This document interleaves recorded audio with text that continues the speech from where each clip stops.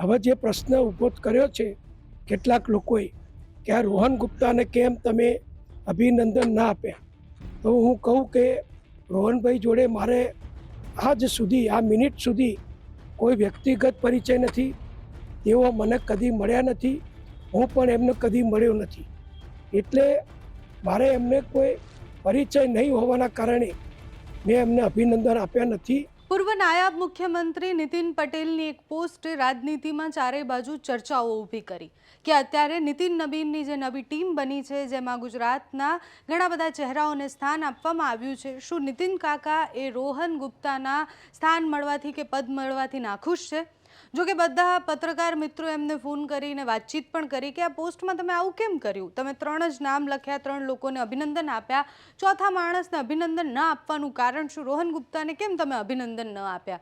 તો એક પત્રકાર સાથે જ્યારે નીતિન કાકા વાત કરતા હતા તો એમણે એવું કહ્યું કે આમંત્રણ વગર થોડી લગ્નમાં જવાય, એટલે કંકોત્રી વગર લગ્નમાં ન જઈ શકાય. એમ હું રોહનભાઈને ઓળખતો જ ન હોઉં તો એમને અભિનંદન કેવી રીતના આપવું, એટલે અમે ક્યારે મળ્યા જ નથી. એ પોસ્ટની પહેલાં એક વાત કરી લઈએ તો નીતિન નબીનની નવી ટીમ જાહેર થઈ, એના પછી ગુજરાતના જે ચહેરાઓને સ્થાન મળ્યો એ બધાને અભિનંદન આપતા એમણે પોસ્ટ કરી, જેમાં જગદીશભાઈ પટેલ પણ છે, વર્ષાબેન દોશી છે, હેમાંગ જોશી છે, અને બધાને એ અભિનંદનની એ પોસ્ટ પછી પ્રશ્ન થયો કે રોહન ગુપ્તા પણ ગુજરાતના છે, એમને પણ સ્થાન મળ્યું છે, તો રોહન ગુપ્તામાં કેમ નથી? શું રોહન ગુપ્તા કોંગ્રેસમાંથી આવ્યા એટલે નીતિનભાઈએ એમનું નામ ન લખ્યું? આમ તો અનેકવાર નીતિન પટેલે અનેક કાર્યક્રમોમાં એવું કહેલું છે કે અહીંયા જે જૂના કાર્યકર્તાઓ છે એ ઘસાઈ જતા હોય, જૂના કાર્યકર્તાઓ કામ કરતા હોય છતાં નવા આવી એટલે આયાતી જે લોકો હોય છે એને પદ આપવામાં આવે છે, જે ખોટું છે. બધાએ મહેનત કરવાની છે અને આપણા જૂના જેટલા લોકો છે, એટલે જે મૂળ ભારતીય જનતા પાર્ટીમાં જોડાયેલા છે, એ બધા સારા આગળ વધે એના માટે. એટલે શું એમને ખોટું લાગ્યું કે કોંગ્રેસમાંથી આવેલા ઉમેદવારને પદ આપવામાં આવ્યું?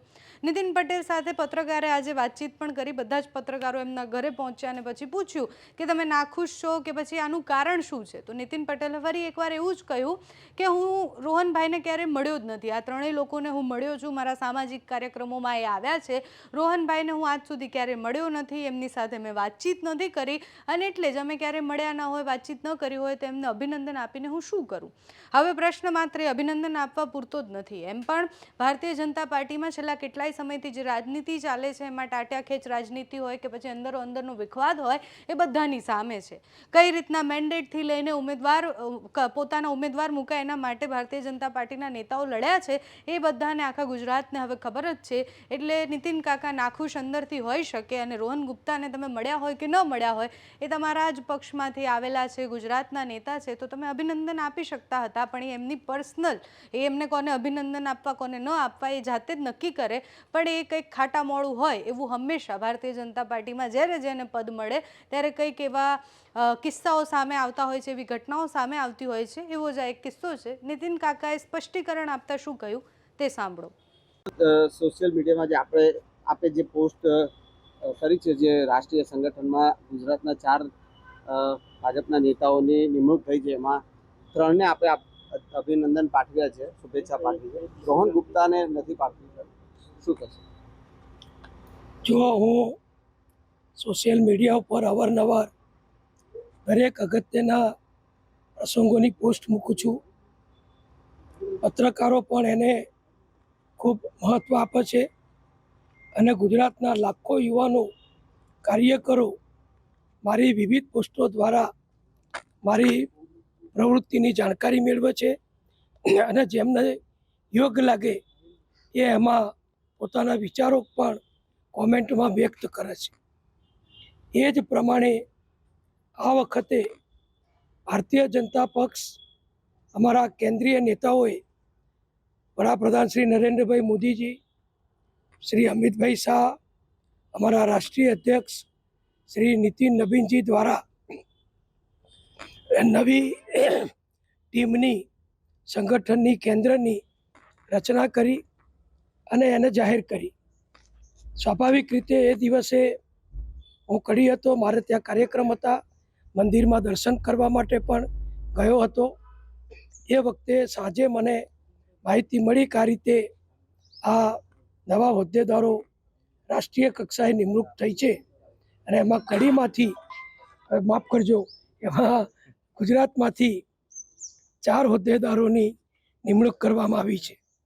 એટલે મેં તરત જ મીડિયા મારફતે આ બધાના નામ જાણ્યા અને આ 4માંથી 3 વ્યક્તિઓ 3 હોદ્દેદારો જેમની વિવિધ હોદ્દા ઉપર કેન્દ્રીય નેતૃત્વએ નિમણૂક કરી છે એ મારા અંગત પરિચિત અને જાણીતા છે. શ્રી જગદીશભાઈ પટેલ, અમરાઈવાડીના પૂર્વ ધારાસભ્ય, જેમને ગઈકાલે જ ઉત્તર પ્રદેશના સહપ્રભારી બનાવવામાં આવ્યા છે. તેઓ તો મારા મિત્ર પણ છે, મારા સહયોગી પણ છે અને અમારા કડી તાલુકાના એ વતની છે, એટલે એમની સાથે મારે ખૂબ ઘનિષ્ઠ નાતો છે. બીજા જે અમારા સુરેન્દ્રનગરના વર્ષાબેન દોશી, જેઓ મારા મહેસાણા જિલ્લાના પ્રભારી હતા, અત્યારે આણંદ જિલ્લાના પ્રભારી છે. ગઈ ટર્મમાં ગુજરાત સંગઠનમાં ઉપપ્રમુખ પણ હતા અને વિધાનસભામાં મારી સાથે એ સુરેન્દ્રનગરના ધારાસભ્ય તરીકે પણ કાર્યરત હતા. એમના ઘરે પણ હું 2-3 વખત સુરેન્દ્રનગર જઈ આવેલો છું, એટલે એમની સાથે પણ મારો ખૂબ ઘનિષ્ઠ નાતો છે. એવી જ રીતે હેમંતભાઈ, જે વડોદરાના સંસદ સભ્ય છે, જેમને યુવા મોરચાના રાષ્ટ્રીય પ્રમુખ તરીકે નિમણૂક કરવામાં આવી, તો મને આનંદ થયો કે 3 જાણીતા વ્યક્તિઓ એમની નિમણૂક થઈ છે. એટલે મેં મારા પરિચિત છે, જે મને મળતા જુલતા રહ્યા છે, એમને મેં પોસ્ટ દ્વારા અભિનંદન આપ્યા. હવે જે પ્રશ્ન ઊભો કર્યો છે કેટલાક લોકોએ કે આ રોહન ગુપ્તાને કેમ તમે અભિનંદન ના આપ્યા, તો હું કહું કે રોહનભાઈ જોડે મારે આજ સુધી, આ મિનિટ સુધી કોઈ વ્યક્તિગત પરિચય નથી. તેઓ મને કદી મળ્યા નથી, હું પણ એમને કદી મળ્યો નથી. એટલે મારે એમને કોઈ પરિચય નહીં હોવાના કારણે નિર્દોષ ભાવથી મેં એમને અભિનંદન આપ્યા નથી. એની પાછળ બીજું કોઈ મોટું કારણ નથી. આપણે કોઈ પણ પ્રસંગમાં ત્યારે કોઈને અભિનંદન આપીએ, શુભેચ્છા પાઠવીએ, તો એ આપણા જાણીતા હોય, આપણા પરિચિત હોય તો જ આપણે એમને અભિનંદન પાઠવીએ છીએ. આપણા ઘરે કોઈ સામાજિક લગ્ન પ્રસંગ વગેરે હોય કે બીજો શુભ પ્રસંગ હોય તો આપણે પણ આમંત્રણ એમને જ આપીએ છીએ જેઓ આપણા જાણીતા હોય. એટલે મેં મારા જાણીતા, મારા મિત્રો, મારા સાથીઓ, મારા વર્ષો જૂના સહયોગોને અભિનંદન પાઠવ્યા અને મને આનંદ છે કે મારી એ પોસ્ટને લગભગ 2.5-3 લાખ કાર્યકરોએ, નાગરિકોએ એને વ્યૂ, એના કોમેન્ટ કરીને એના આવકારી છે અને બધાએ પણ અભિનંદન આપ્યા છે. એટલે આમાં કોઈ વ્યક્તિગત કારણ નથી, કોઈ રાજકીય કારણ નથી કે કોઈ પણ પ્રકારનું કોઈ બીજો પ્રશ્ન નથી, પણ મારો પરિચય રોહનભાઈ સાથે નથી. કદાચ તમે રોહનભાઈને જઈને પૂછશો કે તમે નીતિનભાઈને કદી મળ્યા છો, તો તમને ખ્યાલ આવશે કે એમની પાસે શું માહિતી છે. હું વર્ષો સુધી સરકારમાં મંત્રી રહ્યો, સંગઠનમાં વર્ષો સુધી કાર્યકર છું. હજારો કાર્યકરો મને મળે છે.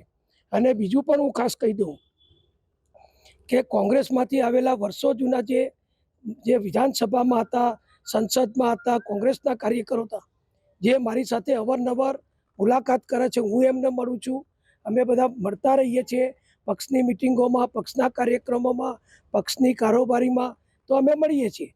પણ રોહનભાઈને કદી મારે મળવાનું થયું નથી. એટલે નહીં, પરિચય નહીં હોવાના કારણે મેં એમને કોઈ શુભેચ્છા પાઠવી નથી. એક હિન્દીમાં લેવી છે.